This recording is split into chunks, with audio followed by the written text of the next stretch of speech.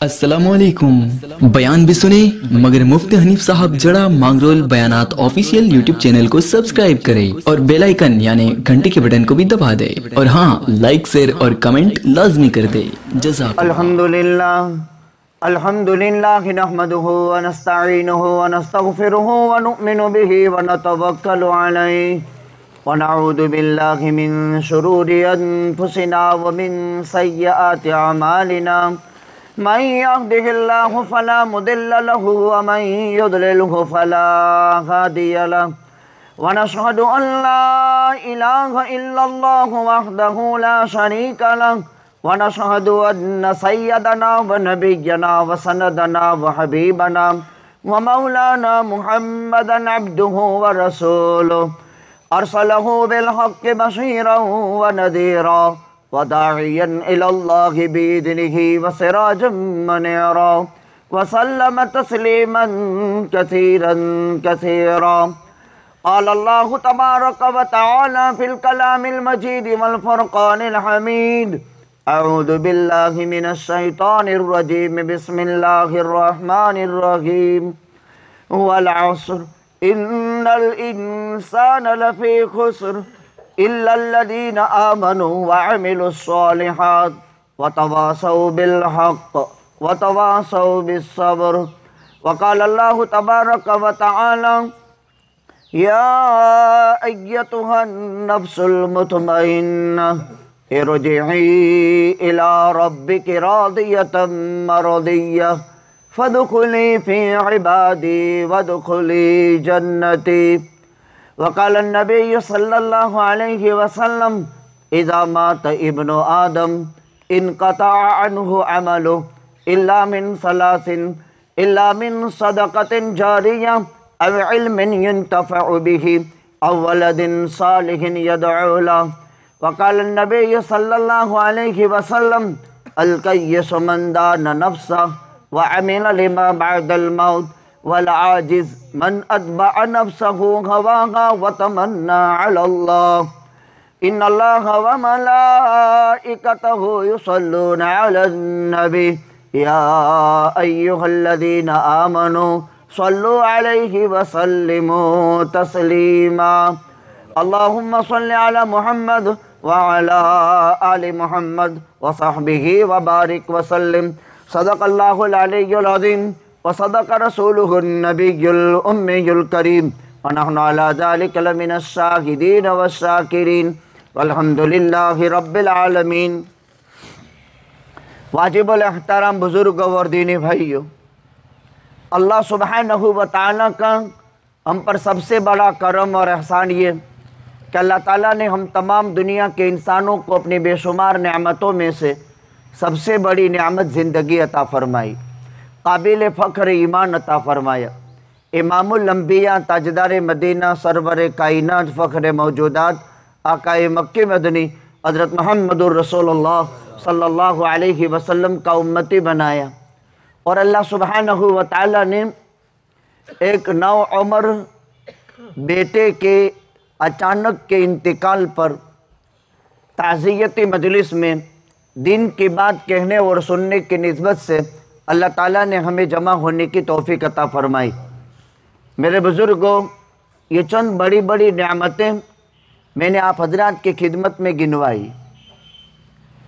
अल्लाह ताला ने नेमतों का सिलसिला दुनिया में चलाया है और मुसीबतों का सिलसिला भी चलाया है। लक़द खलक़नल इंसान फ़ी कबद। लेकिन अल्लाह का फ़ैसला कुरान में ये है कि इंसान मुसीबत में ज़्यादा रहता है। लक़द खलक़नल इंसान फ़ी कबद। इंसान को हमने मशक्क़त में, तकलीफ़ में, परेशानियों में, हालात में इंसान का घेराव ज़्यादा रहता है। ये अल्लाह का एक दस्तूर है। दूसरी तरफ वलक़द कर्रमना बनी आदम। कायनात में करोड़ मखलूक हैं, लेकिन सबसे मुकर्रम इंसान है। इंसान से शरीफ मखलूक कोई नहीं। जितनी भी मखलूक़ात पर आप निगाह डालेंगे, कितनी ही खूबसूरत से खूबसूरत क्यों न हो और कितनी ही ताकतवर से ताकतवर क्यों न हो और कितने ही जत्थे और जुस्से के एतबार से बढ़ी हुई क्यों न हो, हाथी में कितना वजन है, लेकिन इसके मुकाबले में इंसान मुकर्रम है। शेर में कितनी ताकत है, वो अपने शिकार पर जिस वक्त पहला पंजा डालता है तो 1 टन वजन के साथ उस पर हावी होता है। 1 टन वजन के साथ शेर अपने शिकार पर जब हमला आवर होता है तो कुदरत उसको ये ताकत देता है। एक अल्लाह की पैदा की हुई मखलूक। एक सांप है जिसके दांत नहीं होते हैं और दांत में होल होता है और सीधा पेट के साथ कनेक्ट होता है। जिस वक्त तो वो किसी को डसता है तो पेट से सीधा जहर दांत की मारिफत होल से सप्लाई हो जाता है। कुदरत ने बनाया है, वरना इंसान की अकल क्या कहती है, बड़ी दांत से कभी जहर किसी को थोड़ा लगता है, लेकिन इसके दांत में होल है। एक किताब है हयातुल हैवान, अल्लामा डिमियरी ने लिखी है। इसमें हर जानवर का खासा लिखा है, किस जानवर में क्या खासियत है। अल्लाह की मखलूक है, अल्लाह ने कोई चीज़ बेकार नहीं पैदा की, हर एक चीज़ का फ़ायदा है। इंसान को उसका नफ़ा समझ में आवे या इंसान को उसका नफ़ा समझ में ना आवे।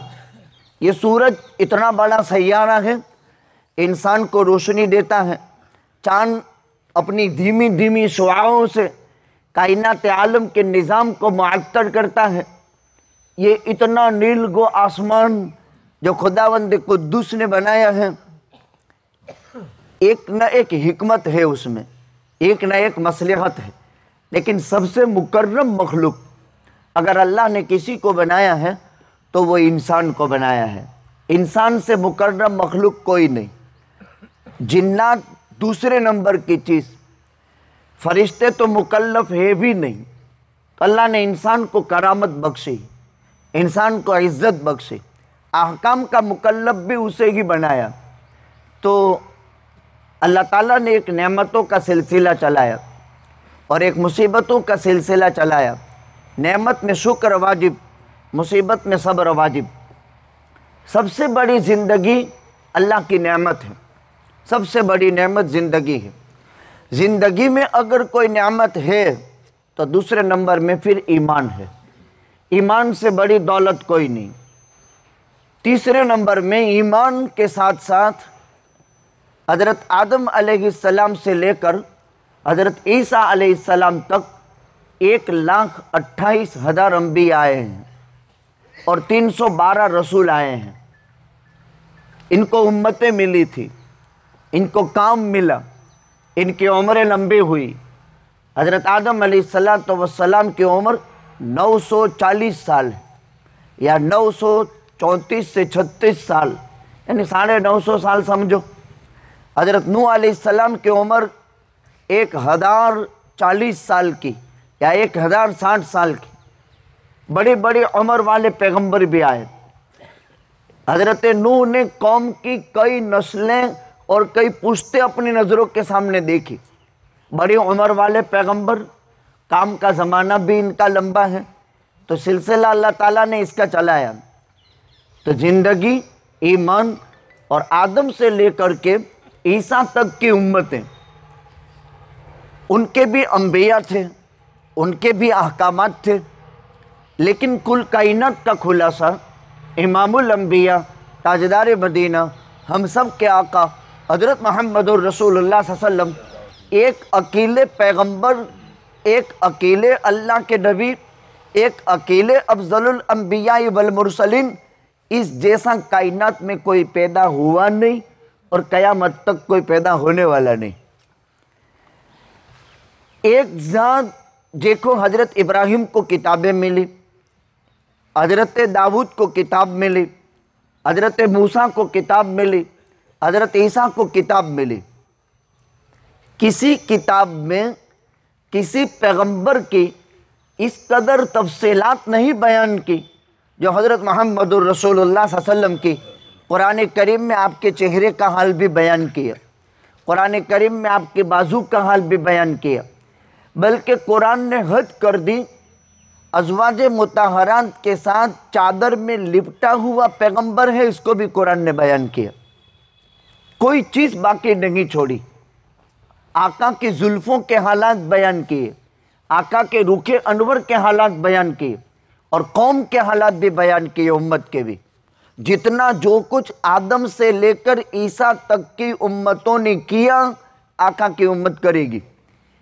तो उम्मत भी बहुत बड़ी मिली, नबी भी बहुत बरगुज़ीदा, अफ़ज़लुल अंबिया वल मुरसलीन। हम अहले सुन्नत वल जमात मुसलमानों का अकीदा है कि अफ़ज़लुल अंबिया वल मुरसलीन, सारे अंबिया और रसूलों में सबसे बुज़ुर्ग, बरतर, सबसे ऊंचे और सबसे अफजल ज़ात हज़रत मोहम्मदुर रसूलुल्लाह सल्लल्लाहु अलैहि वसल्लम की ज़ात है। आदम से लेकर के ईसा तक अंबिया और इनकी उम्मतें, एक तरफ हज़रत मोहम्मदुर रसूलुल्लाह सल्लल्लाहु अलैहि वसल्लम एक अकीले नबी। फ़र्क ये है कि सारे अंबिया को अल्लाह ने ये बात फ़र्ज़ की थी कि तुम अपने हक़ में मोहम्मदुर रसूलुल्लाह को अपना नबी मानो। बाकी किसी नबी, कोई नबी नबी का नबी नहीं होता है, आका सब नबियों के भी नबी हैं, बहुत बड़ा फ़र्क है। अंबिया उम्मत के हक़ में नबी हैं, मूसा ईसा के हक़ में नबी नहीं है, ईसा मूसा के हक़ में नबी नहीं है, आदम नूह के हक़ में नबी नहीं है, नूह आदम के हक़ में नबी नहीं। इन नबियों को अल्लाह ने यह फ़र्ज़ किया कि मोहम्मदुर रसूलुल्लाह को पहले अपना नबी मानो, फिर तुम्हारी नबूवत मुसल्लम है। जब तक इनको नबी नहीं मानोगे तब तक तुम्हारी नबूवत मुसल्लम नहीं। तो आका की ये उम्मत सबसे आखिर में आई दुनिया में आने में, लेकिन जन्नत में सबसे पहले जाएगी। आदम से लेकर के ईसा तक की उम्मतें सिर्फ 40 सफ़ों में जन्नत में जाएगी और ये उम्मत 80 सफ़ों में, और ये उम्मत 120 सफ़ों में जन्नत में जाएगी। तो जन्नत में दाखिला भी सबसे पहले और जन्नत में तादाद भी सबसे ज़्यादा उम्मत है मोहम्मद की। अच्छा, आका खुद फरमाते हैं, अना अव्वलु मन यक़रा बाबुल जन्नह, सबसे पहले मैं जन्नत का दरवाज़ा खिटखिटाऊँगा। अल्लाह ताला एक निज़ाम कायम करेंगे। ये दुनिया है, ये ख़त्म हो जाएगी। ये माँ के पेट में अगर किसी बच्चे को किसी आले के ज़रिए से यूँ समझाया जाए कि इसके बाद का आलम जो तुझे आना है, वहाँ ऐसा आसमान है, ऐसी ज़मीन है, ऐसा दरिया है, ऐसे इंसान हैं, ऐसे जानवर हैं, तो क्या माँ के पेट के आलम में वो समझ सकता है? उसकी अकल इसको एक्सेप्ट कर सकती है? नहीं, चूँकि वो एक तंग जगह में है, छोटे से आलम में है माँ के पेट में। उसको दुनिया की हकीकत समझाने जाए नहीं समझ में आएगी। इसी तरह बास बादल मौत की हकीकत को ये दुनिया का आलम नहीं समझा सकता। बस बहुत आसान मिसाल मैंने पेश कर दी, जैसे माँ के पेट में, अच्छा माँ के पेट से पहले हम इहदे अलस्तु में थे, छोटी चूंटी के बकदर थे। माँ के पेट में तो बच्चा 1.5 गज का होता है, 2 बालिश तक का होता है, 3 बालिश तक का, 1.5 वेद का, 2 वेद का, 3 वेद का, 1 गज का, 1 गज 1.5 फुट का होता है, और उसमें जान भी पड़ती है और उसमें हरकतें भी होती है। लेकिन अहदे अलस्तु में तो हम छोटी चूंटी के बकदर थे। उस आलम से माँ के पेट का आलम समझ में नहीं आ सकता, माँ के पेट के आलम से दुनिया का आलम समझ में नहीं आ सकता। ठीक इसी तरह हम जब आलम दुनिया में हैं, इसके बाद आलम में बरज़ख आएगा। इसकी पहली मंजिल कब्र है। अब तक जितने चले गए वो आलम में बरज़ख की पहली मंजिल पार कर रहे हैं, दूसरी मंजिल आई नहीं है, पहली मंजिल पार कर रहे हैं। आदम से लेकर आज तक मरने वाले आलम में बरज़ख की पहली मंजिल में हैं, जबकि कायनात को वजूद में आते हुए 9000 साल हो गए, लेकिन 9000 साल तक में भी उनकी पहली मंजिल पूरी नहीं हुई। ये पहली मंजिल है आलम में बरज़ख, पहली मंजिल कब्र है उसकी। उसके बाद दूसरी मंजिल आने वाली है क़यामत, उसके बाद तीसरी मंजिल आने वाली है बरज़ख की, जिसको हशर नशर कहते हैं। बास बादल मौत, जिस वक्त अपनी कब्र से उठना है, आज हमने सुला दिया है, किबला की तरफ लिटा दिया है रुक करके, ये अपनी कब्रों से निकलेंगे, खड़े होंगे। जैसे दाना ज़मीन में डालकर कैसे कोटा निकलता है, इंसान का कोटा निकलेगा, ये चलेगा। और कैसे चलेगा? जैसे माँ के पेट से पैदा हुआ था। माँ के पेट से हम जितने आए, कोई कपड़ा पहनकर नहीं आया। मादरजाद आए, कोई कपड़ा पहनकर आज तक नहीं आया, न नबी, न रसूल, न वली, न गौस, न कुतुब, न अब्दाल। सबकी तख्लीक एक तरीके की, माँ के पेट से। अच्छा, आदम को अल्लाह ने इससे बाकात रखी है। ईसा को भी माँ के पेट से आना पड़ा, बाप नहीं था। बगैर बाप के ईसा को अल्लाह ने अपनी कमाल कुदरत से पैदा किया। हम मुसलमानों के और क्रिश्चियन के अकीदे में फ़र्क ये है, क्रिश्चियन ईसा का बाप मानते हैं, मुसलमान ईसा का बाप नहीं मानता। जो मुसलमान ईसा का बाप माने वो क्रिश्चियन हो जाए, मुसलमान नहीं हो सकता। इसलिए कि अल्लाह ने कुरान में फरमा दिया है कि ईसा का कोई बाप नहीं था। ईसाई और मुसलमानों के अकीदे में बुनियादी फ़र्क है। और मरियम को ईसा की माँ कुरान कहता है, वो यूसुफ इब्न हारान को ईसा का बाप मानते हैं, जो काफिर है, और इस्लाम में उसकी कोई हैसियत नहीं। इसलिए कि हज़रत ईसा अल्लाह की कमाल कुदरत से मरियम के पेट से पैदा हुए। दुनिया का वाहिद इंसान हज़रत आदम और हज़रत हव्वा, जिनको तख्लीक में माँ बाप से सरोकार नहीं हुआ, लेकिन कुदरत का अजीब करिश्मा कि बनु आदम को माँ बाप से सरोकार हुआ। ये भी एक अल्लाह की कुदरत कामिला को समझने जैसी चीज़ है। आदम को बाप का वास्ता नहीं पड़ा, हव्वा को बाप और माँ का वास्ता नहीं पड़ा, यूसुफ या हज़रत ईसा को माँ का वास्ता पड़ा, बाप का वास्ता नहीं पड़ा। लेकिन बनु आदम कुल्लुकुम बनु आदम व आदम मिन तुराब, तुम सब आदमी हो और आदमी मिट्टी से बना है। अच्छा, इंसान 4 उनसुर से बना है, आग, पानी, मिट्टी और हवा। ये चारों चीज़ें हमारे जिस्म में मौजूद है। हमारे अंदर आग भी है, हमारे अंदर पानी भी है, हमारे अंदर हवा भी है, हमारे अंदर मिट्टी भी है। मिट्टी तो आपने देखा, यूँ हाथ फिराओ अभी मेल निकलेगा, इसको ज़मीन में डालो उसके साथ मिल जाएगा। मिट्टी तो है। अभी बाथरूम से बाहर निकलो, 10 मिनट के बाद यूँ हाथ फेरो तो मेल निकलेगा, मिट्टी तो है अंदर। कब्र दिया जाता है तो हम खोलते हैं 20-10 साल के बाद, तो अंदर से मिट्टी निकलती है। चूँकि ये बॉडी मिट्टी से बनी है और मिट्टी में मलनी है, ताल्लुक रूह के साथ है। अंदर में आत्मा छुपी हुई है जो बॉडी को चलाती है। सीला और सवाब रूह के साथ है। फिर अल्लाह रूह को बॉडी की शक्ल देगा। अजीब एक अल्लाह का निज़ाम है। आदम को मिट्टी से बनाया, वो मिट्टी का मादा फरिश्तों से जमा करवाया। 40 साल आदम के मादे को बनाने में लगे, 40 बरस आदम के मादे को बनाने में लगे।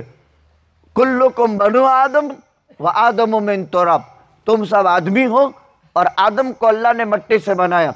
तो मादा इंसान की तख्लीक का कुरान की 1000 आयतों में है। 1000 आयतों में अल्लाह ने इंसान की तख्लीक बयान की। फिर माँ और बाप के इख्तिलात से नुत्फ़ा मनी से इंसान बना, फिर वो अलका बना, फिर वो मुज़गा बना, फिर वो हाड पिंजर बना। फिर खुदावंद कुद्दूस ने माँ के पेट में 4 महीने के बाद उसमें जान डाली। फिर 9 महीने की मुद्दत पूरी करके सुम्मा सबील यस्सरा, एक तंग रास्ते से खुदावंद कुद्दूस ने इसको दुनिया के आलम के अंदर वजूद बख्शा। जब दुनिया में आया, उसने जन्म लिया। जन्म लेते ही उसके जिस्म पर कोई कपड़ा नहीं था, बगैर कपड़े के पैदा हुआ। इस शरीफ, इस नाजुक, इस मासूम जान को बचपने में कोई भद्दा नहीं समझता है। ये जितना मजमा यहाँ बैठा है, खुदा न खास्ता सुम्मा खुदा न खास्ता, अगर लूटी के ऊपर से लेकर गोठन तक के नीचे का हिस्सा खुल जाए, हर एक आदमी नफरत करेगा उससे। इसीलिए इसको सौअतुन कहते हैं अरबी में। अरबी में इसको सौअतुन कहते हैं, और सौअतुन का माना बुरा लगना। फितरती इंसानी में हया है। आदम अलैहिस्सलाम जिस वक्त जन्नत में थे, माँ के पेट से तो सरोकार नहीं हुआ आदम को, अल्लाह ने बना दिया, लेकिन जन्नत से जब अल्लाह ताला ने दुनिया में उतारा तो अल्लाह ताला ने लिबास उतार लिया, जन्नत का लिबास उतार लिया। और कैसा उतारा? कुछ करना नहीं पड़ा। अल्लाह ने फरमाया इहबिता मिन्हा जमीआ, यहाँ से उतर जाओ। ये रेशम का कपड़ा ऑटोमेटिक कट करके ज़मीन पर आ गया। हज़रत आदम अलैहिस्सलाम वो नंगे हो गए। तो हज़रत आदम ने जन्नत के दरख्तों के पत्ते लिए, फतफ़िका यक्सिफ़ान अलैहिमा मिन वरक़िल जन्नह, और उसको जन्नत के दरख्तों के पत्तों को चिपका दिया अपने जिस्म पर। लेकिन नंगा रहना हज़रत आदम अलैहिस्सलाम ने पसंद नहीं किया। बस वो जन्नत के दरख्तों के पत्तों का लिबास लेकर दुनिया में आए।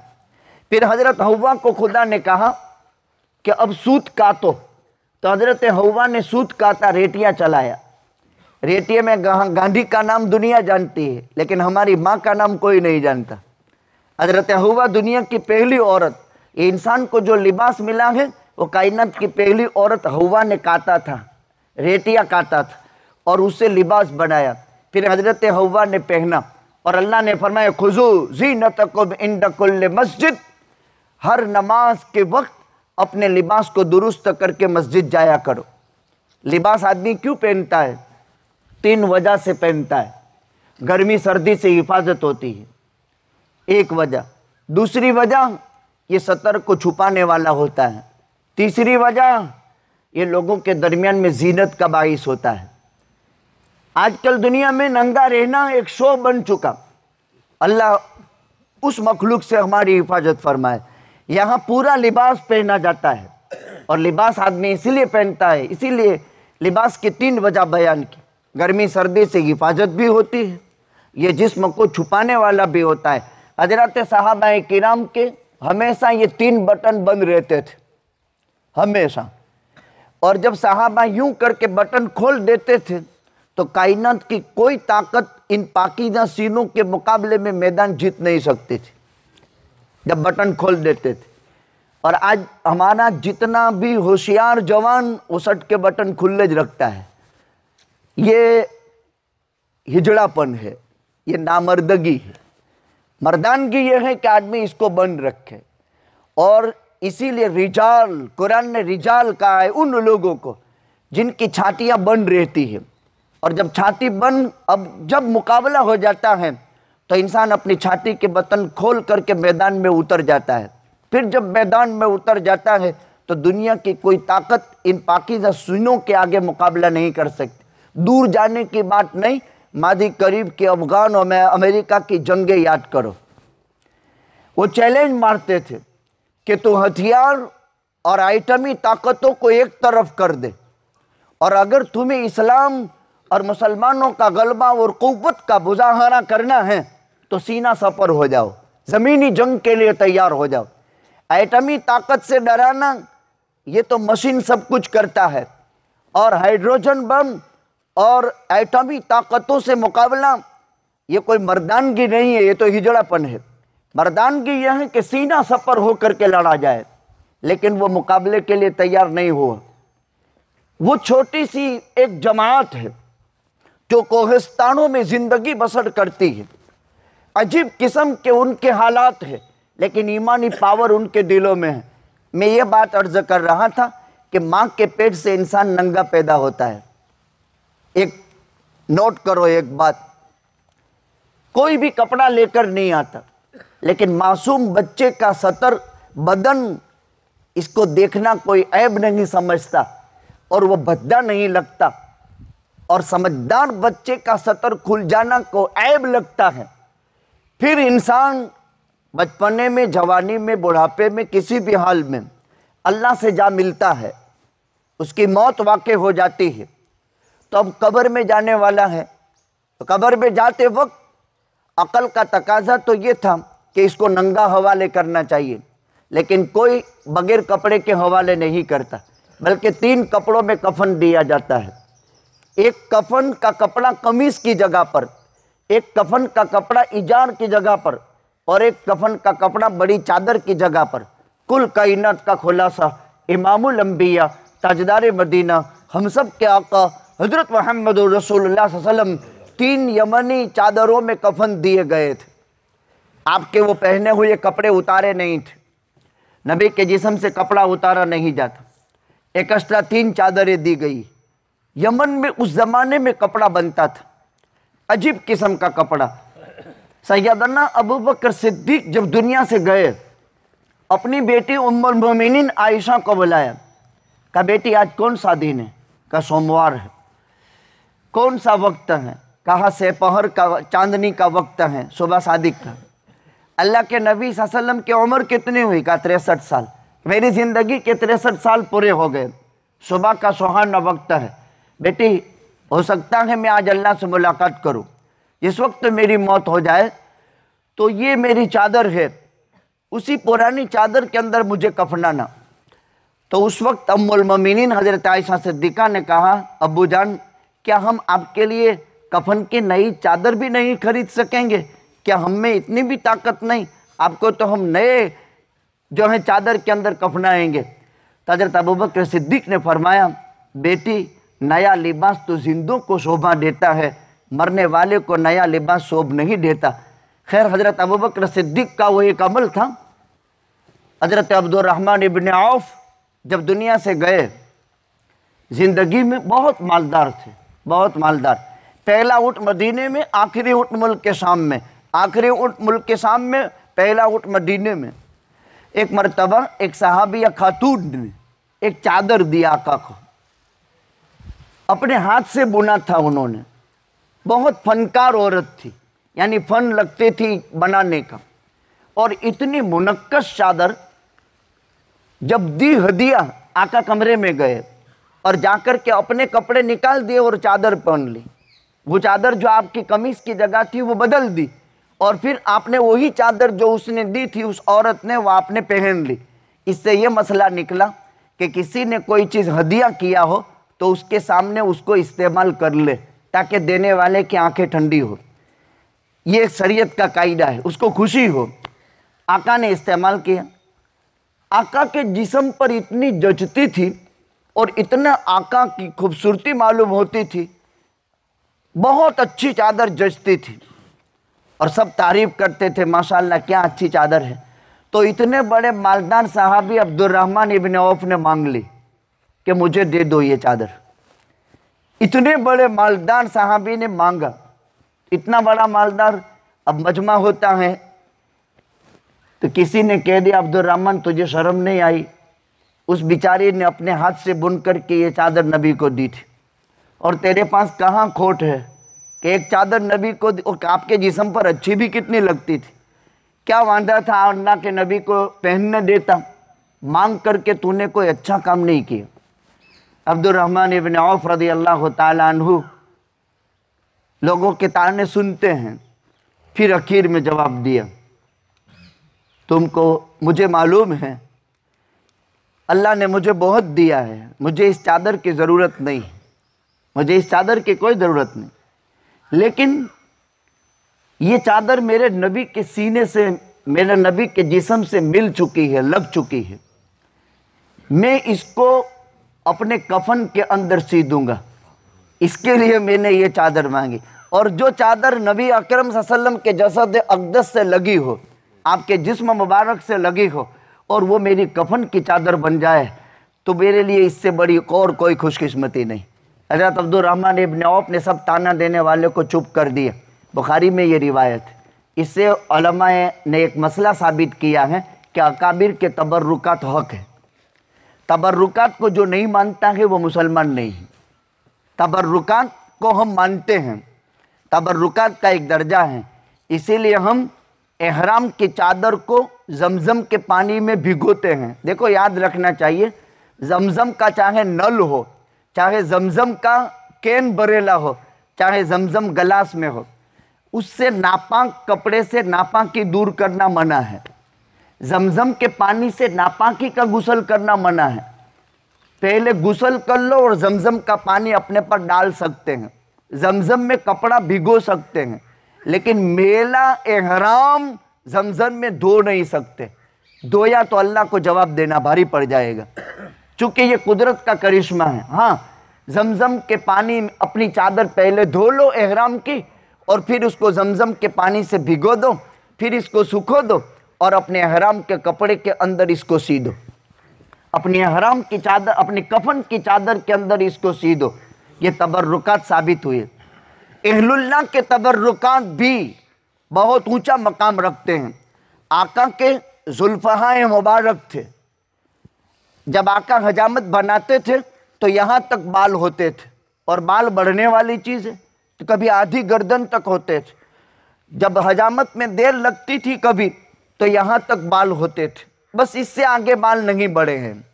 और आका ने ज़िंदगी भर बाल रखे। अंदाज़ा लगाए अफज़लुल अंबिया वल मुरसलीन की ज़िंदगी ये थी। 63 साल की उम्र में अल्लाह से मुलाकात हुई।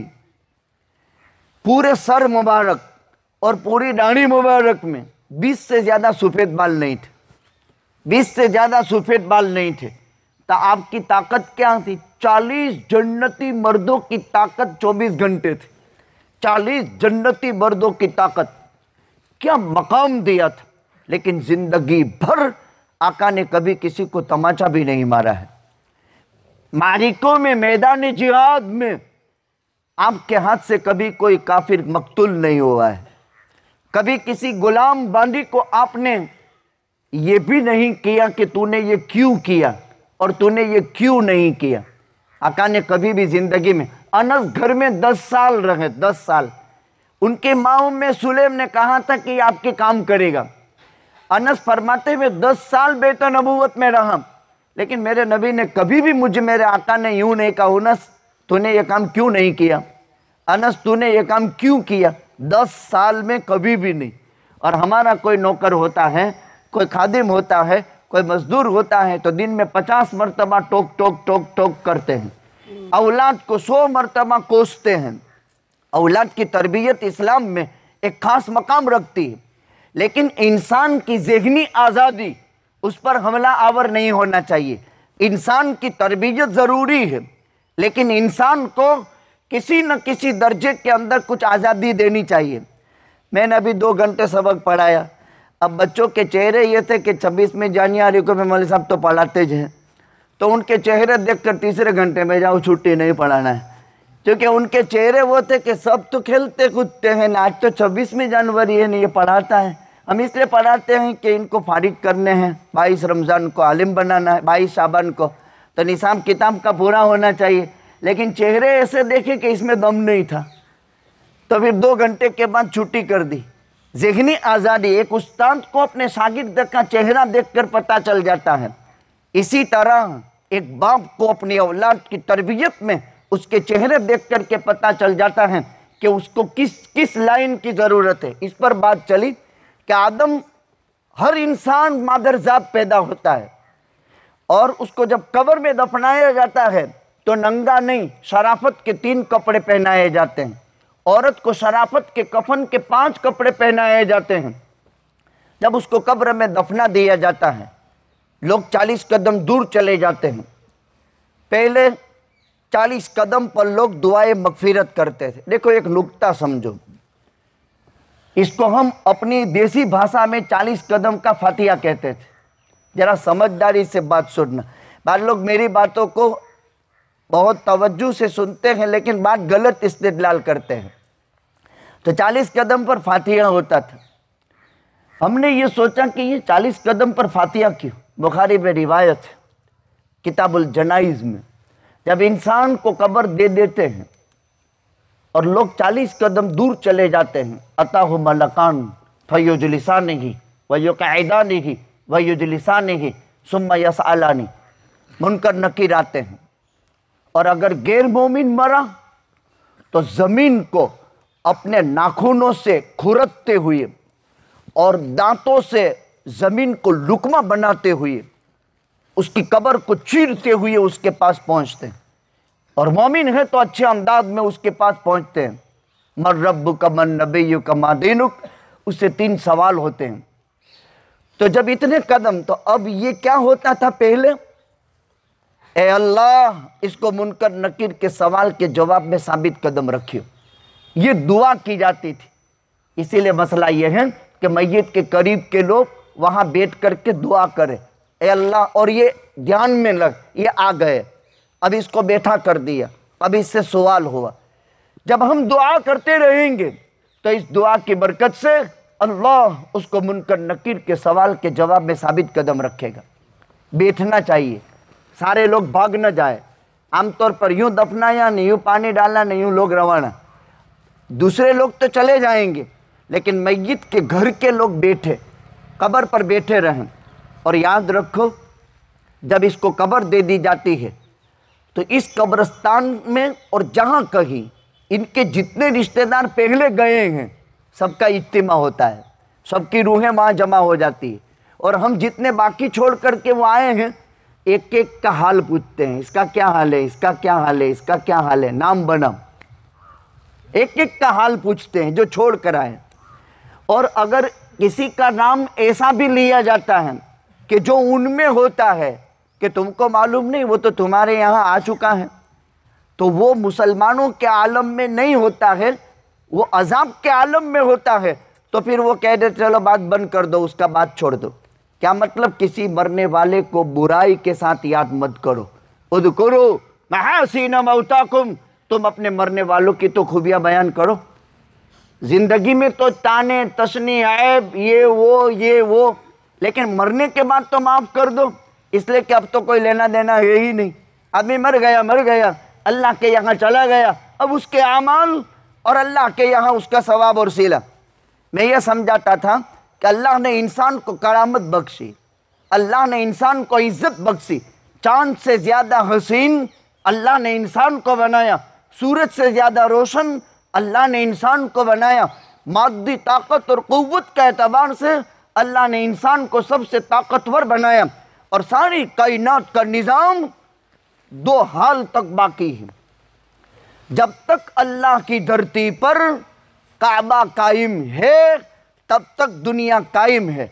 और एक टाइम आएगा, एक छोटी छोटी पिंडलियों वाला, इंतहाई काला कलोटा, बड़े बड़े होंठों वाला, लंबे लंबे दांतों वाला एक हबशी गुलाम काबे को ढाएगा और एक एक ईंट जुदा जुदा कर देगा। जब अल्लाह की ज़मीन पर से काबा उठा लिया जाएगा, फिर क़यामत कायम होगी।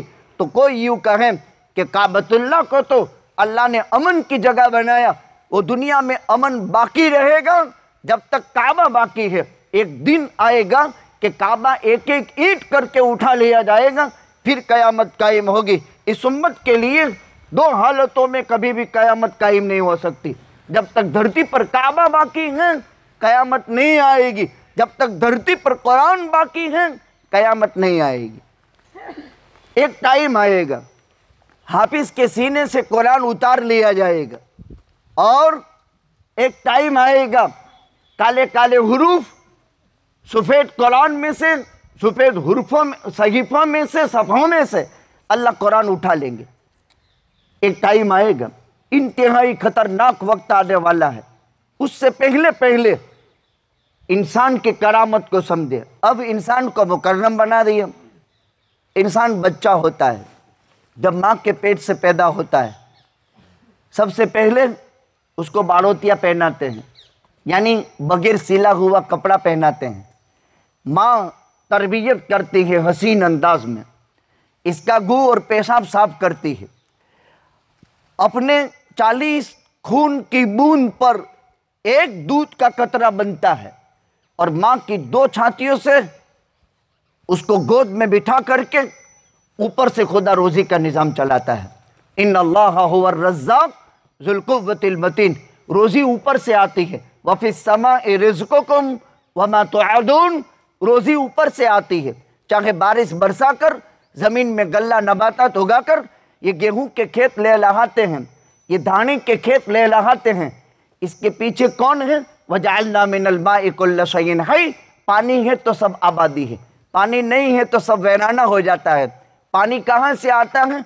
आसमान से बरसता है। कुदरत का अजीब निज़ाम, खारे पानी को खुदा ऊपर उठाता है। बारिश समंदर में से पैदा होती है, बारिश दरिया में से पैदा होती है। खुदा बुखारात को ऊपर उठाता है और खराश को अंदर जाने देता है, और बाकी सफ़ा बुखार ऊपर चला जाता है। फिर इसको मेघ बनाता है और इसको बादल की शक्ल देता है, और खुदा ऊपर से बरसाता है। और जब माँ अपने बच्चे को गोद लेती है तो माँओं को चाहिए कि अपने बच्चों को गोद में बिठा करके दूध पिलाए। यह औरत की बहुत सुस्ती है कि वो सोते सोते दूध पिलाती है। माँओं को अपनी औलाद को सोते सोते दूध पिलाना नहीं चाहिए। सैयदना गौसुल आदम शेख अब्दुल कादिर जिलानी, महबूब सुबहानी, पीराने पीर, बड़े पीर साहब रहमतुल्लाह अलैह की माँ ने कभी बगैर वज़ू के 2.5 साल में अपने बच्चे को बगैर वज़ू के कभी दूध नहीं पिलाया, कभी सोते सोते दूध नहीं पिलाया। बहुत सारी बीमारियों का ताल्लुक जो जन्म लेती है ये माँ की सुस्तियों के नतीजे में है। इसकी इस्लाह ज़रूरी है, लेकिन डांग मार करके इस्लाह नहीं। समझो, उसको समझाना चाहिए कि तेरे पेट जो नस्ल चलने वाली है वो सालिहीन की नस्ल बने, उसके लिए माँ की तरबियत को दखल है। वो वज़ू करके दूध पिलाए। बहुत सारी औरतें तो यूँ समझती हैं कि दूध पिलाने से वज़ू टूट जाता है। गलत है। 2 ही वजह से वज़ू टूटता है। पेशाब के रास्ते से कुछ निकला, पाखाने के रास्ते से कुछ निकला तो वज़ू गया। इसमें हवा निकली, पेशाब निकला, पाखाना निकला, वज़ू गया। जख्म पहुंचा और खून निकला और चमड़ी से बह गया और वज़ू की जगह की तरफ बहा तो वज़ू टूटा।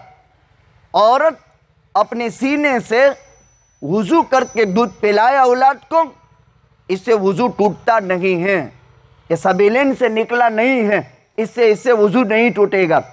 तो माँ को चाहिए कि गोद में बिठाए बच्चे को, खुद वज़ू करे और दूध पिलाए। इस माँ की पाकी के साथ दूध में खुदा पाकी सिरायत करके औलाद की तरबियत करेगा। फिर गोश्त पाक जैसा बच्चा जब माँ के पेट से पैदा होगा तो 2.5 सिपारे का कुरान का हाफिज पैदा होगा। ये सिर्फ एक वली कामिल के साथ खास नहीं था, क़यामत तक के लिए ये खुदाई निज़ाम है। अल्लाह ताला ने ये सिलसिला चलाया है। बच्चा उसको लिबास देते हैं, पैदा होते ही उसको साफ किया जाता है और दाहिने कान में अजान दी जाती है, बाएं कान में तकबीर दी जाती है। जब तकबीर हो गई तो इमाम सब सीधी करेगा, फिर अल्लाह अकबर। अल्लाह ने ये सबक दे दिया कि देख तेरी अजान भी हो गई, तेरी तकबीर भी हो गई, अब तुझे सिर्फ नमाज खड़ी होने तक के दरमियान की ज़िंदगी की तुझे मोहलत है, इतनी तेरी ज़िंदगी है। इसीलिए जनाजे की नमाज में अजान नहीं है, जनाजे की नमाज में तकबीर नहीं है, खाली 4 तकबीर कहकर नमाज पढ़ करके दफन कर देते हैं। ये इंसान की कुल ज़िंदगी है, ये इंसान की कुल ज़िंदगी सिर्फ इतनी है। और इंसान कितना ही कमा ले, कितना ही जमा कर ले, आएंगे तो अपनी ज़िंदगी की हलाल कमाई के 3 कपड़े, बाकी कुछ साथ में नहीं आएगा। अपने हलाल और तय्यब कमाई के 3 कपड़े कफन के आएंगे। इसलिए ये भी मसला समझो, अपनी ज़िंदगी में अपना कफन तैयार रखना जायज़ है। अपना कफन खुद हम तैयार रख सकते हैं। माशाअल्लाह जमजम की धोई हुई चादरें तो हर हाजी के घर में होती है, उम्रा करके आया उसके घर में भी होती है, लेकिन एंड टाइम पर लोगों का कफन इंसान पहनता है। इसलिए इसकी भी कोशिश करें कि हमारा कफन हलाल और तय्यब कमाई का वो हमको कफन पहनाया जाए और उस कफन के साथ हम दुनिया से जाए। इसलिए कि हलाल और तय्यब कमाई के कफन से भी इंसान को कब्र के अंदर फ़ायदा होता है। अब ये इंसान पैदा हो गया, दाहिने कान में अजान दे दी, बाएं कान में तकबीर कह दी। कोई अल्लाह का नेक बंदा हो, उससे खजूर या खारेक चबवा करके, रेज़ा रेज़ा करवा करके उसके मुंह में ताड़वे की जगह पर चिपका दे और उससे, जिसको तहनीक कहते हैं, कुल कायनात का खुलासा, इमामुल अंबिया, ताजदार मदीना, हम सब के आका हज़रत मुहम्मदुर रसूलुल्लाह सल्लल्लाहु अलैहि वसल्लम के यहाँ जब फातिमा के घर हसन पैदा हुए, आका को इत्तला दी, आका तशरीफ़ लाए और आका ने हसन की तहनीक की, यानी आपके मुंह मुबारक में खजूर चबा करके हज़रत हसन के तालवे में रखा और हज़रत हसन रज़ी अल्लाह ताला अन्हु की तहनीक आका ने की। 7वां दिन हो जावे, बच्चे का इस्लामी नाम रखा जाए, बच्चे का इस्लामी नाम। जैसे हमारे पुराने नाम इस्लामी थे, हर घर में अय्यूब, सुलेमान, दाऊद, ईसा, मूसा, मोहम्मद, अब्दुल्ला मिलेंगे, और अब ख़त्म हो गया। अब तो अजीब अजीब नाम हो गए। जो इन पुराने इस्लामी नाम वाले मुकद्दस लोगों की जुबान पर चढ़े नहीं, वो मॉडर्न नाम। और ऐसे नाम लोग रखते हैं, अजीब किस्म के नाम। क्या हरज था दाऊद में, क्या हरज था सुलेमान में, क्या हरज था मूसा ईसा में, अब उसको लोग ये समझते हैं। क्या हरज था आयशा में, हर घर में आमीना फातिमा मिलेगी। और अब तो अजीब अजीब नाम हो गए कि हमारे जैसों की जुबान पर भी नहीं चढ़ते।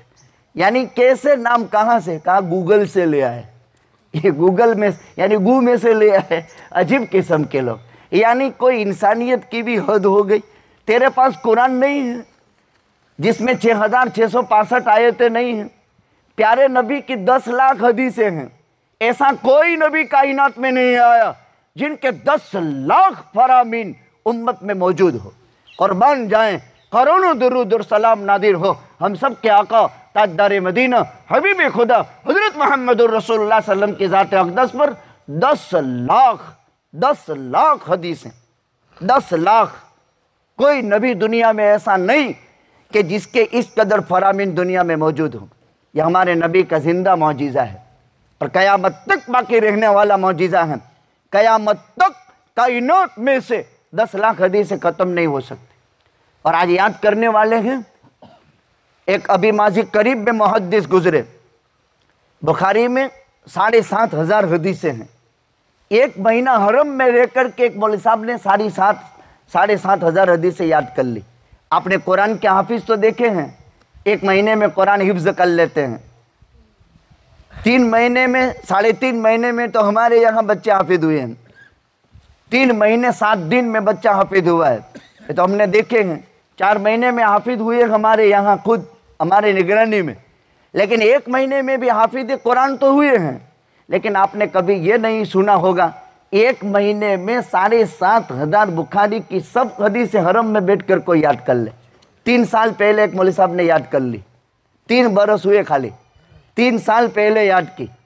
10 लाख हदीसें हैं। उसके दाहिने कान में अजान, बाएं कान में तकबीर कह दो। 7 दिन के बाद इस्लामी नाम रख दो, अब्दुल्ला रख दो, अब्दुर्रहमान रख दो, मोहम्मद रख दो, अहमद रख दो। अब एक भाई ने नीयत की थी, उसके यहाँ औलाद नहीं थी, तो नीयत ये की कि अल्लाह मेरे यहाँ औलाद देगा तो मैं मोहम्मद रखूँगा या अहमद रखूँगा। एक ज़ाब्ता है, जिसके यहाँ नरीना औलाद न हो, औलाद में लड़के न हो, लड़कियाँ लड़कियाँ हैं। देखो ये कुदरत का निज़ाम है। यह बोले मैं यशा वही ना सा, अल्लाह चाहे तो लड़कियाँ दे दे। वह यहाँ बोले मैं यशा दुकुर, अल्लाह चाहे तो लड़के लड़के दे दे। अब यूसुफ विजुकुम दुकरानन वही ना सा, लड़के भी दे लड़कियाँ भी दे। भैया जालनी में यशा वाकीमा, न चाहे तो ज़िंदगी पर कुछ भी न दे। इब्राहिम अलैहिस्सलाम 90 बरस के हो गए, कोई औलाद नहीं। ज़करिया 110 बरस के बुढ़े हो गए, कोई औलाद नहीं। नबी थे। अल्लाह ने 110 बरस के बाद याहिया दिया। और हज़रत इब्राहिम अलैहिस्सलाम 90 बरस के हो गए, इस्माइल दिया। वो भी मांगा, रब्बी हबली मिनस सालिहीन, एक लड़का तो दे दे अल्लाह। रब्बी हबली मिनस सालिहीन, एक लड़का तो दे दे अल्लाह। तो 110 बरस में याहिया की दुआ कबूल, इब्राहिम की दुआ 90 बरस में कबूल, और अल्लाह ने दिया। तो न हो तो अल्लाह के फैसले पर राजी रहें और मांगे अल्लाह से। देखो अल्लाह ये फैसला करे हम कि ये मेरे हक में बेहतर होगा, इसलिए कि देने के बाद न मालूम मेरा क्या बनेगा या मेरी नस्ल का क्या बनने वाला है, इसलिए मेरे हक में न देने का फैसला उसका है। कोशिश करें, दुआ करें, मांगे उसी से, और वही देता है और मिलता उसी के दर से है। याद रखो, बुखारी में रिवायत है, हर रात, अभी कल मैंने किताब तहज्जुद पढ़ाया है, अल्लाह आसमानी दुनिया पर आ जाते हैं, 3 ऐलान करते हैं। हे कोई मांगने वाला के दे दूँ, हे कोई माफ़ी चाहने वाला के माफ़ कर दूँ, हे कोई लेने वाला के अता करूँ, हर रात। और ये कब होता है? अभी तहज्जुद का वक्त 1:30 बजे से शुरू होता है और सुबह में 6 बजे तक टाइम रहता है। 6 बजे तक टाइम रहता है तहज्जुद का। अच्छा, तहज्जुद का वक्त ईशा के बाद शुरू हो जाता है। अगर आप कुछ न करो, सोने से पहले 2-2 रकात करके 4 रकात पढ़ के सो जाओ, तहज्जुद मिल गई। और अगर आपको यूं है कि मैं उठ जाने वाला हूं, तो उठ जाएं। कल मैंने किताब तहज्जुद बुखारी में पढ़ाया है, अल्लाह अरहमुर राहिमीन, नियत करके सो गया ये बंदा, लेकिन रात को सुस्ती हुई, गोदड़ी से धाबड़े से निकलना नहीं चाहता है, नींद तो आती नहीं है, करवट पर करवट लेट रहा है, ले रहा है, कभी इधर पड़ा जाके रहा है, लेकिन उठने की हिम्मत नहीं होती। तो चौथा कलमा पहले पढ़े, तीसरा कलमा बाद में पढ़े और अल्लाहुम्मा ग़फ़िर ली ज़ुनूबी पढ़े, उसकी ज़िंदगी के पिछले तमाम गुनाह खुदा माफ़ कर देंगे। तहज्जुद पढ़े बगैर कोई आदमी करने वाला हो, अल्लाह की शान रहीमी देखिए। रोज़ाना उठता था, दिन भर थका था, उठ नहीं सका, आँख खुल भी गई लेकिन सुस्ती है, उठता हूँ, इतने में अज़ान हो गई। तो खाली उठ करके चौथा कलमा पढ़ ले, फिर तीसरा कलमा पढ़ ले, अल्लाहुम्मा ग़फ़िर ली ज़ुनूबी। हर रात आसमानी दुनिया खुदा आ जाता है और अल्लाह ऐलान करता है, हे कोई मांगने वाला कि रोज़ी दूँ, हे कोई मुराद मांगने वाला कि पूरी करूँ, हे कोई गुनाह से माफ़ी मांगने वाला कि गुनाह माफ़ कर दूँ। और मुसलमान अल्लाह से फ़ौरन समाधान कर लेता है। जितना ही बड़ा गुनाह हो गया, शिर्क भी हो गया शिर्क, लेकिन जानता है कि मेरा कोई रब है और उसको मुझे हिसाब देना है। देखो, मखलूक को हिसाब देना कोई बड़ी बात नहीं, रब्बुल आलमीन का हिसाब असल हिसाब है, अल्लाह के यहाँ हिसाब किताब होना है। तो अभी यह आदमी 7वें दिन में इस्लामी नाम रखो और कल क़यामत के दिन जब कब्र से उठेंगे तो इंसान उसके नाम के साथ और उसके बाप के नाम के साथ बुलाया जाएगा। तो अच्छे नाम होंगे तो महशर में भी चमकेंगे, और उसके नाम के साथ और उसके बाप के नाम के साथ और उसके दादा के नाम के साथ जन्नत में दाखिल होगा। हमारे यहाँ बाप का नाम चलता है, बाप बेटे का, बेटा और बाप का नाम। सऊदिया में दादे का नाम फरजिया चलता है। मैं जब मदीना यूनिवर्सिटी में दाखिले के लिए एक इम्तिहान पास किया था, मैंने मदीना यूनिवर्सिटी मुझे पढ़ना था, तो उसके लिए मैंने एक 40 दिन का कोर्स पास किया था और मदीना यूनिवर्सिटी की सनद भी मुझे मिली। तो उस वक्त मुझे बहुत बड़ी गलती का एहसास हुआ, जबकि मैं मुफ्ती भी बन चुका था, लेकिन अभी तक पढ़ता था। तो 2 गलती की इस्लाह हुई। एक तो ये है कि मुझे वहाँ तारीख़ुल मीलाद इस्लामी पूछी, तो मेरी जन्म तारीख के अंदर तो इस्लामी तारीख तो होती नहीं, चूँकि हम तो हिंदुस्तान में हैं, और बहुत ढूंढने से भी सही इस्लामी तारीख मिली नहीं, आज तक नहीं मिली। दूसरी गलती कि दादे का नाम भी सनद में भी लिखते हैं और जन्म तारीख में भी लिखते हैं। ये नुक्ता अभी मुझे आपकी बरकत से समझ में आया। कल महशर के दिन भी खुदा बाप का नाम भी लेगा ना, दादा का नाम भी लेगा। इसलिए अरबों की ये तरतीब सही है। उन्होंने आखिरत के पेश नज़र ये बात रखी है कि बाप का नाम भी लिया जाएगा, दादा का नाम भी लिया जाएगा। इसलिए अच्छे नाम रखो और अच्छे नामों के साथ पुकारा जाएगा। 7वें दिन नाम रखो, 4 काम करने के हैं। अल्लाह ने दिया है तो अकीका कर डालो। हमारे यहाँ अकीका नातरे में न शादियों में होते हैं, कोई फ़ायदा नहीं। अकीके का टाइम कौन सा है? 7वें दिन कर डालो, 14वें दिन कर डालो, 21वें दिन कर डालो। कुल कायनात का खुलासा इमामुल अंबिया ताजदार मदीना हम सब के आका हज़रत मुहम्मदुर रसूलुल्लाह सल्लल्लाहु अलैहि वसल्लम ने अपने चहीते नवासे हसन का अकीका 21वें दिन किया था, हुसैन का अकीका 21वें दिन किया था। क्या अली नहीं कर सकते थे? हजरत अली कर सकते थे, लेकिन नाना के ये नवासे जितने लाडले थे और जितना प्यार था इनके साथ, तो नाना ने नवासों का अकीका किया था। अली भी बाप कर सकता था, लेकिन नाना को मोहब्बत थी और नाना को बड़ा प्यार था, और वो प्यार कि जिसकी मिसाल दुनिया में क़यामत तक कायम नहीं हो सकती। वो प्यार नवासों से था, वो प्यार नवासों से। हम कसम खा कर के अल्लाह की धरती पर कहते हैं कि मुहम्मद रसूलुल्लाह को हसनैन करीमीन से जो प्यार था और जिस प्यार का सुलूक इन्होंने ज़िंदगी भर निभाया, ज़िंदगी के 7 या 8 साल में उनके उम्रों में, क़यामत तक वो प्यार हसनैन करीमीन को नसीब नहीं हो सकता, और कोई ताकत वो प्यार नहीं दे सकती जो मोहम्मद रसूलुल्लाह ने दिया। बल्कि अली के पास भी वो प्यार नहीं जो मोहम्मद रसूलुल्लाह ने नाना होने की हैसियत से अपने इन नवासों को दिया। ये तालीम नबी दे गया कि नाना को नवासों से मोहब्बत करनी चाहिए, नाना को दादा को पोतों से मोहब्बत करनी चाहिए। इसलिए असबात की तरतीब यह है, बाप नहीं तो दादा, दादा नहीं तो चचा। अल्लाह के पैगंबर की कफालत अब्दुल्ला तो आपके दुनिया में तशरीफ लाने से पहले चले गए, अब्दुल मुत्तलिब ने की, दादा के पास आए, फिर अबू तालिब के पास गए। अबू तालिब चाचा हैं, 4 बेटे थे अबू तालिब के, एक का नाम तालिब था, एक का नाम अकील था, एक का नाम जाफर था, एक का नाम अली था। तो जाफर और अली तो इस्लाम ले आए, अकील सन हिजरी 6 में इस्लाम ले आए और सन हिजरी 8 में हिजरत करके मदीना गए। एक तालिब ईमान नहीं लाए थे, लेकिन जनाबी अबू तालिब अली के बाप हैं, जिंदगी भर आका पर एहसान किया, बहुत अच्छा सलूक किया, बल्कि ये एक बहुत पीठ थी आका के लिए। अब्दुल मुत्तलिब के दुनिया से चले जाने के बाद ऐसी भारी पीठ कि जिस पीठ की वजह से आका को कोई उंगली न कर सकता था। अबू तालिब दुनिया से गए, एक तरफ अबू जहल था, एक तरफ उमैया इब्न खल्फ था, सिराने पर 2 कुर्सियां रखी हुई थी। आका तशरीफ ले गए, या अम्मी कुल कलिमतन अहज्जु बिहा इंदल्लाह, ए मेरे चचा जो कलमा लेकर के मैं आया हूँ एक मरतबा आप पढ़ लो, ताकि कल क़यामत के दिन खुदा के दरबार में आपके लिए सिफारिश कर सकूँ, मैं आपके लिए दलील बन जाऊँ।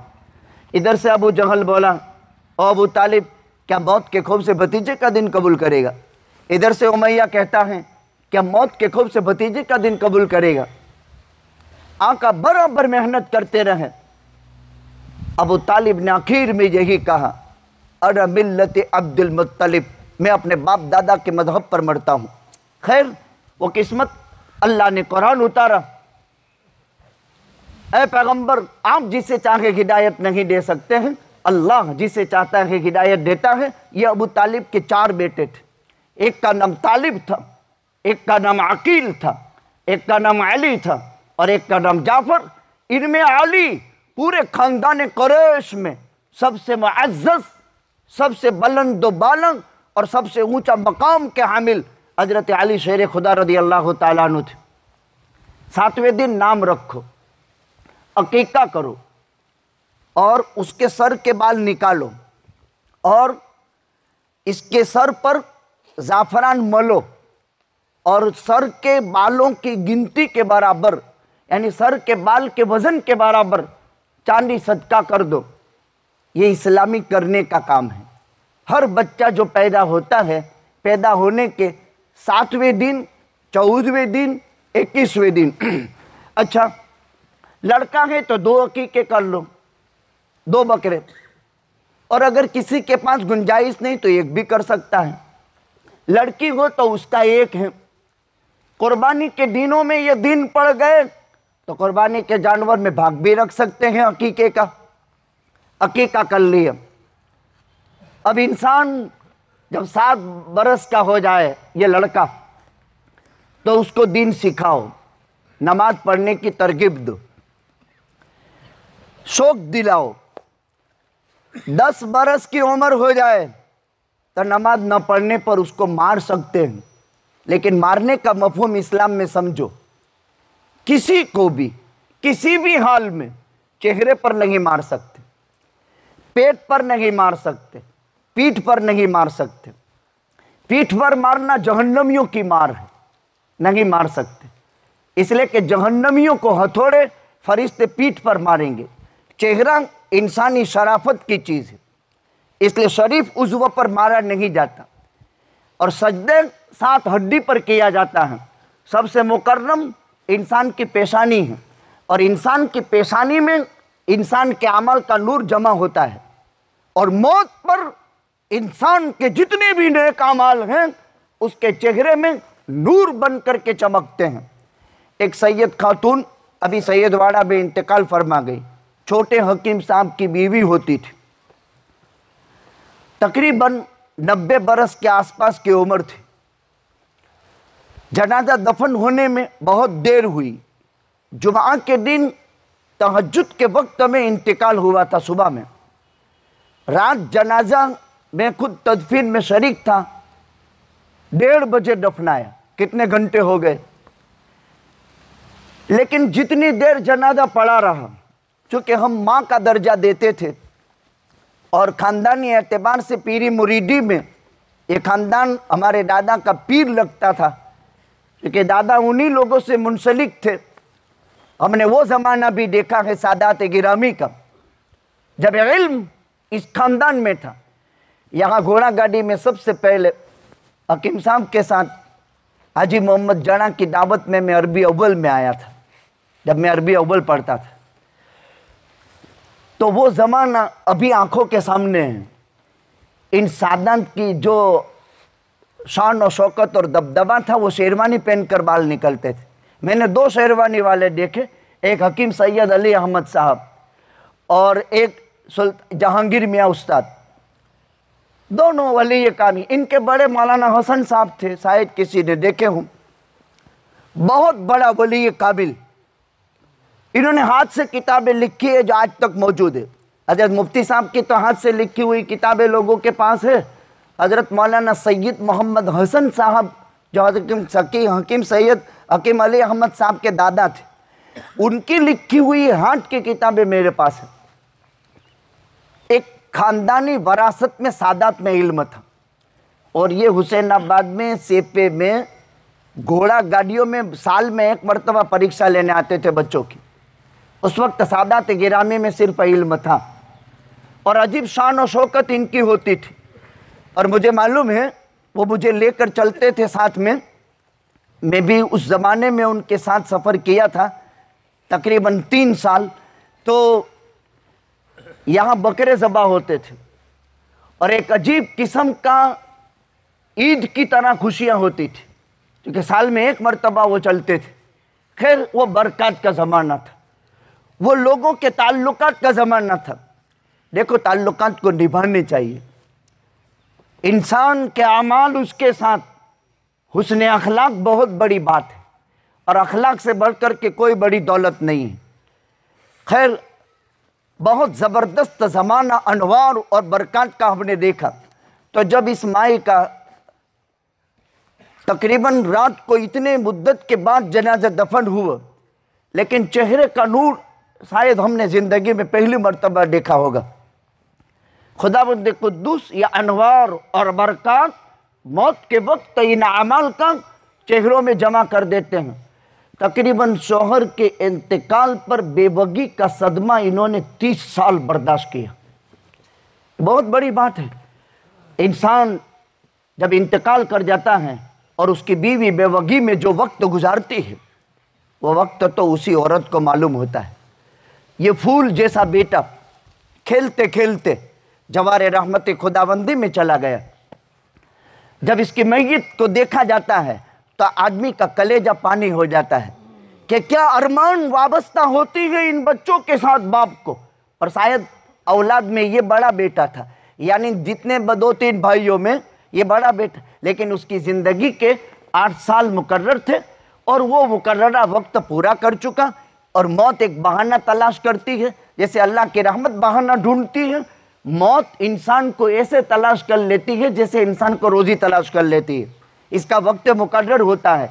लेकिन बच्चा जब इंतकाल कर जाता है तो माँ बाप को सदमा बहुत होता है, खुसूसन माँ को, इसलिए कि कोई अरमान पूरा होने से पहले चला जाता है। और इंसान जब अरमान औलाद पर पूरी कर चुकता है और उसके बाद उसकी मौत हो जाती है तो सदमा फर्व हो जाता है। लेकिन बच्चों का सदमा जल्दी फर्व नहीं होता। लेकिन किया क्या जाए, जिंदगी के लिखी हुई साअतें जब मुकद्दर होती है तो मौत बहाना तलाश कर लेती है और किसी न किसी सूरत में इंसान जवारे रहमत खुदाबंदी में चला जाता है। लेकिन अगर ख़ानदान समझदार होता है, जैसे अब इब्तिदाए रात में मगरिब के वक्त किस्सा पेश आया, ख़वातीन औरतें घर के अब सारी रात भर परेशानियों में गुजारे तो एक लतीफ़ हीला करके रात गुजरवा दी और सुबह में जान जाने आफरी के हवाले कर दी। इसी तरह मेरे बुज़ुर्गों, हमारा भी एक वक्त आएगा। इस फानी जगत को छोड़ना यकीनी है। कोई हमेशा का जीवन लेकर आया नहीं और कोई हमेशा जीने वाला नहीं। अगर थे तो अल्लाह के नबी इस बात के ज़्यादा लायक थे। जिब्रील ने आकर के इज़राइल को नहीं भेजा। देखो एक खुसूसियत समझो, हर पैगंबर की रूह लेने के लिए मलकुल मौत आता है। हर पैगंबर की रूह लेने के लिए जिब्रील आकर के पहले पूछता है कि आएगा, आपसे इजाज़त लेगा। अगर आप आना चाहते हैं तो अल्लाह से मुलाकात के लिए अल्लाह आपको बुलाता है। ये किसी नबी के साथ नहीं हुआ, ये किसी रसूल के साथ नहीं हुआ, सिर्फ और सिर्फ इमामुल अंबिया ताजदार मदीना हम सब के आका हजरत मोहम्मदुर रसूलुल्लाह सल्लल्लाहु अलैहि वसल्लम के साथ। ताए मलकुल मौत दरवाजे पर इजाज़त ली, अंदर आ सकते हैं। लिखा है किताबों में, मलकुल मौत ने आदम के बनने से लेकर आज तक किसी नबी से भी इजाज़त नहीं ली है हजरत मोहम्मदुर रसूलुल्लाह के सिवा। इसीलिए हजरत मूसा के पास वो आया तो तमाचा मार करके आंख निकाल दी मलकुल मौत की। हजरत मूसा की रूह लेने आया तो वो तो जलाली पैगंबर थे, बड़े जलाली पैगंबर थे। फिरौन के हालात से मूसा दो चार हुए, और जब फिरौन दरिया में डूबने लगा तो कहा, ए मूसा एक मर्तबा बचा ले। उससे पहले 9 मर्तबा बचा चुके थे, 9 मर्तबा बचा चुके थे, ये 10वां मौका आया, एक मर्तबा। तो हजरत मूसा ने कहा, बहुत ऊंडे दरिये में ले जा करके खुदा इसको डुबा दे, हवे क्या 10वीं मर्तबा है। बारी ताला ने कहा, ए मूसा, उसने या मूसा या मूसा या मूसा बार बार कहा। अगर एक मर्तबा या अल्लाह कह देता और मुझे बचाने के लिए दरखास्त करता तो मैं फिर उनको बचा लेता। अल्लाह अर्हमुर राहिमीन। हजरत नूह अलैहिस्सलातु वस्सलाम 950 साल जमाना है दावत का है। फिर जब वो हजरत नूह ने बद्दुआ की, रब्बे ला तज़र अलल अर्दि मिनल काफिरीन दय्यारा, अब किसी को मत छोड़। तो हजरत नूह अलैहिस्सलातु वस्सलाम से बारी ताला ने फरमाया, जब वो गर्क हो गए, जब कौम नूह तबाह हो गई, ख़त्म हो गई, बारी ताला ने फरमाया, बारी ताला से नूह ने कहा कि अब मुझे क्या करने का। तो कहा, ये मट्टी जो है ना ये जमा करो और उससे ठीकरे बनाओ, बर्तन बनाओ मट्टी के। तो मट्टी के बर्तन बनाए तो बहुत ज़्यादा बर्तन तैयार हो गए कि अब क्या करूँ।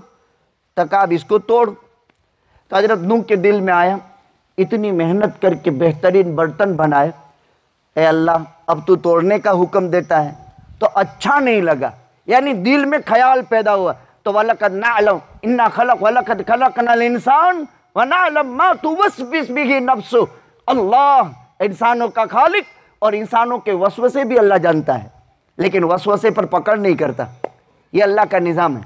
वसवसा जब तक जुबान में नहीं लाओगे तब तक पकड़ नहीं होगी। तो दिल में आया कि इतनी सारी मेहनत मेरी बर्बाद, ये तोड़ू मैं। अल्लाह ने फ़ौरन वही भेजी है, नूह ये मट्टी का खालिक तो मैं था, ये तो मेरी मालिकी थी, मैंने पैदा की थी ना मट्टी, तूने तो खाली उसको तेरे हाथ लगे, पानी भी मेरा मट्टी भी मेरी, तेरी तो खाली मेहनत लगी, और इसको तोड़ करके बर्बाद करने में तुझे अच्छा नहीं लगा, तेरी मेहनत बर्बाद करना तुझे अच्छा नहीं लगा। तो मैंने अपनी कमाल कुदरत से आसमान बनाया, ज़मीन बनाई, कायनात बनाई, और तूने खाली इतना कह दिया, रब्बे ला तज़र अलल अर्दि मिनल काफिरीन दय्यारा, अल्लाह कायनात नष्ट कर दे, इनको बर्बाद कर दे। मैंने तेरी एक बात कबूल कर दी, तो क्या मेरी बनाई हुई मखलूक जब मैंने मेरे हाथ से तोड़ दी तो मुझे कुछ नहीं हुआ होगा? कितना बड़ा अरहमुर राहिमीन अल्लाह है। तेरी मामूली मेहनत तुझे दुखी, तो क्या मेरी इतनी बड़ी खलाइक जो मैंने बनाई थी और उसको बर्बाद करने में मुझे कुछ नहीं हुआ दिल पर? इसलिए मेरे बुजुर्गों, आबादी अच्छी चीज़ है बर्बादी के मुकाबले में। आबादी अल्लाह को बहुत पसंद, बर्बादी अल्लाह को बिल्कुल नापसंद है। तो हजरत मूसा अलैहिस्सलातु वस्सलाम के पास आया रूह लेने के लिए। ये मैं फ़र्क बताता हूँ आपको। एक तमाचा मार करके आँख निकाल दी। अब यहाँ सवाल पैदा होता है कि फरिश्ता इज़राइल इतना बड़ा और मूसा तो एक नबी, और क्या फरिश्ते की आँख निकाली जा सकती है? तो वो मूसा के पास इंसानी शक्ल में आया था, इंसानी शक्ल में आया था। फरिश्ते और जिन को अल्लाह ने ये ताकत दी है कि वो अलग अलग शक्ल बना सकता है, तो वो इंसान की एक की ताकत थी, एक की ताकत थी, तो मार करके आँख निकाल दी। बारी ताला से जा कर के कहा, अल्लाह तूने किसके पास मुझे भेज दिया जो मरना ही नहीं चाहता है, इसकी रूह लेने के लिए मुझे भेजा? बारी ताला ने फरमाया, जा उससे पूछ तुझे कितना रहना है दुनिया में। कहा, एक बेल पर हाथ रख बड़द पर, और हाथ के नीचे जितने बाल आए हर बाल के बदले में 1 साल या 100 साल लिख दूँ। हजरत मूसा ने कहा कि इसके बाद? तो कि इसके बाद तो मरना ही है। तो क्या उस वक्त आ जावे तो अभी आ जावे में क्या वांधा है? वो आने वाली है तो आने वाली है, मौत तो आने वाली है। और अल्लाह ने बड़ी सख्ती से बयान फरमाया, कुल इन्नल मौतल्लज़ी तफ़िर्रून मिन्हु फ़इन्नहु मुलाक़ीकुम, जिस मौत से तुम भागते हो वो तुम्हें तलाश कर लेगी, वो तुम्हारी मुलाकात करेगी। और हर आने वाला जाने वाला है, लेकिन बचपने में ये जुदाई, जबकि उसके अरमान खिले न हो, जबकि ये दरख्त फलदार न हुआ हो, जब उससे नफा न खींचा गया हो, तो उस वक्त धारस ज़रा मुश्किल होती है। इसीलिए मजलिस होती है कि आदमी को धारस बन जावे कि भाई हम भी एक दिन जाने वाले हैं, और जाने से पहले जाने की तैयारी करना ये अक्लमंदी की अलामत है। अलकय्यिस मन दाना नफ्सा, अक्लमंद इंसान वो हैं जो अपने आप की तैयारी करे। वामिल लिमा बअदल मौत, और अंदर जाने के बाद आने वाले काम क्या है उसकी फिक्र करे। अल्लाह ताला हमें सही मायने में तौफीक अता फरमाए। तो मूसा का तो ये हाल हुआ, लेकिन आका के पास इजाज़त ली, सलाम किया, और क्या कहा? मैं रूह निकालने आया हूँ ये नहीं कहा। अल्लाह आपको बुलाता है, अल्लाह आपको सलाम पेश करता है, और अल्लाह ने मुझे कहा है कि अगर मेरा नबी मुझसे मिलना चाहता है तो ले आना, और अगर वो रहना चाहता है तो मेरे नबी को हरगिज़ ये मत कहना कि अल्लाह तुझे बुलाता है। लेकिन आका ने पूछा कि इज़राइल, ए मलकुल मौत, मैं तैयार हूँ, लेकिन मेरी उम्मत का क्या होगा? ये मेरी जो कौम है, मेरी उम्मत है, उसका क्या होगा? तो कहा जब तक आपकी उम्मत तौबा इस्तिग़फ़ार करती रहेगी, अल्लाह उनके हालात की निगरानी करेगा। आप तो अब मौजूद नहीं, दो अमान थे इस उम्मत के लिए। जब तक नबी मौजूद था, आम अज़ाब नहीं आ सका और आ ही नहीं सकता, और जब नबी दुनिया से चले गए, कौम जब तक इस्तिग़फ़ार करती रहेगी तब तक अल्लाह का आम अज़ाब नहीं आएगा। तो ये मासूम सी नन्ही जान जवारे रहमत खुदावंदी में चली गई। बाप को भी, माँ को भी, छोटे बच्चों भाई बहनों को भी इनकी यादें सताएगी। अचानक का हादसा है, आदमी को ये भी होता है कि हम कोई खिदमत नहीं कर सके, उसका दुख दूर नहीं कर सके, तो सारे दुख दर्द दूर करने वाली ज़ात अल्लाह की है। हम जितने कायनात में बाकी हैं, न मालूम हमारा क्या बनना है, वो अल्लाह की बेहतर जानता है। लिहाजा आमाल में लगे रहें और हम अल्लाह से माफ़ी साफ़ी करते रहें, हम अच्छे अखलाक और हुस्न सलूकी के साथ पेश आते रहें, और हम आखिरत की तैयारी करते रहें। अल्लाह सुब्हानहू व तआला मौत से पहले पहले हमारी तौबा कबूल फरमा ले, और अल्लाह ईमान और उसने खातिमा की दौलत से हम सबको माला माल फरमावे। ये तो चूँकि माँ बाप के लिए ज़ख़ीरा बन गया, इनके लिए दुआए मग़फ़िरत का तो कोई मतलब नहीं। देखो, मग़फ़िरत गुनाहों की माफ़ी, और छोटे बच्चे का कोई गुनाह लिखा नहीं जाता। बच्चा जब तक बालिग नहीं होता तब तक उसका गुनाह लिखा नहीं जाता। इसीलिए हम जनाजे में दुआ क्या पढ़ते हैं? अल्लाहुम्मा जअलहु लना फ़रता, इसके माँ बाप को आगे जाने वाली माँ बाप के लिए खुशी बना, इसको अजर बना और ज़ख़ीरा बना। तो ये तो माँ बाप के लिए आगे हैं। क्या मतलब? फ़रतन का माना ये हौज़े कौसर पर इनके माँ बाप का इंतज़ार करेगा, तो गम करना चाहिए। वो तो हमारे इस्तिक़बाल में पहले गया है, हमारे इस्तिक़बाल में पहले गया है और मुलाकात करेगा। और क्या अगर बदकिस्मती से हमारे बुरे अमाल हो गए और अल्लाह ने कह दिया जाओ तुम जेल खाने में, तो ये बच्चे दामन पकड़ लेंगे और उस वक्त तक नहीं छोड़ेंगे जब तक कि इनको पकड़ करके जन्नत में न ले जाए। अल्लाह फरमाएगा कि इसके लिए कैद खाना है, भले तेरा बाप था, इसके लिए कैद खाना है, तेरे लिए जेल खाना नहीं है, तेरे लिए तो बगीचा है, नेमत खाना है। तो कहेगा अल्लाह ये हमारे माँ बाप है, हम कुछ जानते ज नहीं है, दूसरा हमारे है ना माँ बाप, तू कहता है माँ बाप है कि नहीं हमारे? का अल्लाह है, बुखारी में रिवायत है। तो वो अल्लाह ताला से झगड़ेंगे, अल्लाह कहेंगे जाओ झगड़ा लो बच्चे, तुम्हारे झगड़े की वजह से मैंने इनको भी जेल खाना जो है नेमत खाने में बदल दिए। कितनी इस्लाम में, इसीलिए दुआ क्या है? अल्लाहुम्मा जअलहु लना फ़रता, ये हमारी मग़फ़िरत के लिए आगे चले गए, ये हमारे लिए ज़ख़ीरा बन गए, ये हमारे लिए सवाब बन गए। तो दुआए मग़फ़िरत तो नहीं कर सकते, इसलिए कि कोई गुनाह तो है नहीं, लेकिन इनके सदक़े में उम्मत के लिए दुआए मग़फ़िरत करेंगे। तो एक मरतबा दुरूद, 3 मरतबा कुल हुवल्लाहु अहद, आखिर में 1 मरतबा दुरूद आलम के मरहुमीन मुस्लिमीन के लिए इसाले सवाब करके बख्श।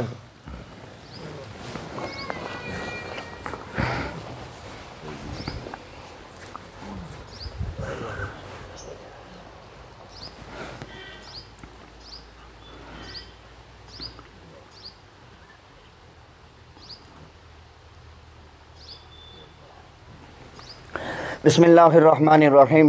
अल्लाहुम्मा सल्लि अला मुहम्मदिन व अला आलि मुहम्मद कमा सल्लैता अला इब्राहीम व अला आलि इब्राहीम इन्नका हमीदुम मजीद।